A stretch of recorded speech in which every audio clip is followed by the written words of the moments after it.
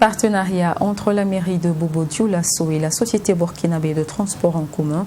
Après une signature de convention en avril dernier, le bourgmestre de la ville bobolaise est allé le 28 mai dernier observer les installations de la Sotraco et réaffirmer son engagement à la soutenir dans sa politique de promotion du transport en commun. Joseph Koudgo, notre correspondant à Bobo. La société de transport en commun Sotraco a ouvert ses portes en juin 2018 à Bobo-Dioulasso avec l'ouverture d'un réseau de lignes. Après la signature d'une convention de partenariat entre la mairie et la Sotraco en avril dernier, le bourgmestre de la ville de Sia a procédé au lancement symbolique ce 28 mai des activités de la Sotraco dans la ville de Bobo-Dioulasso. Ce qui est fondamental dans notre cadre, c'est surtout la réduction du nombre d'accidents et la sécurité routière. Donc, Sotraco a été lancé avec l'appui du gouvernement.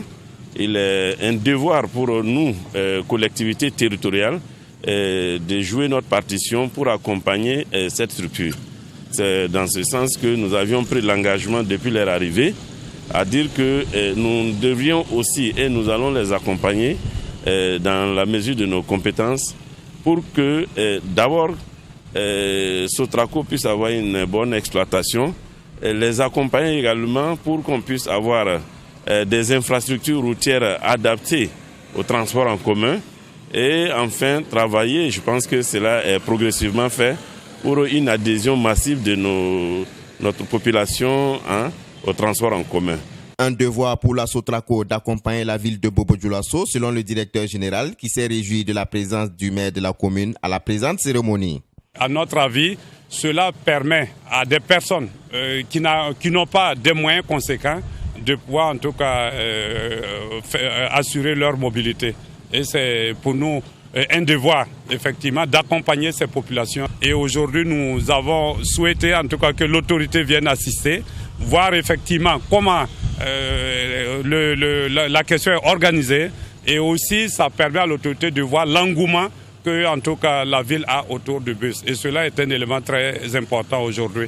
Cette cérémonie a été une occasion pour la clientèle de la Sotraco, constituée essentiellement d'élèves et d'étudiants, de faire un plaidoyer pour une augmentation du nombre de bus. Au niveau de quand le bus va quitter ici pour INSA, il n'y a que 2 bus, alors que les étudiants sont nombreux.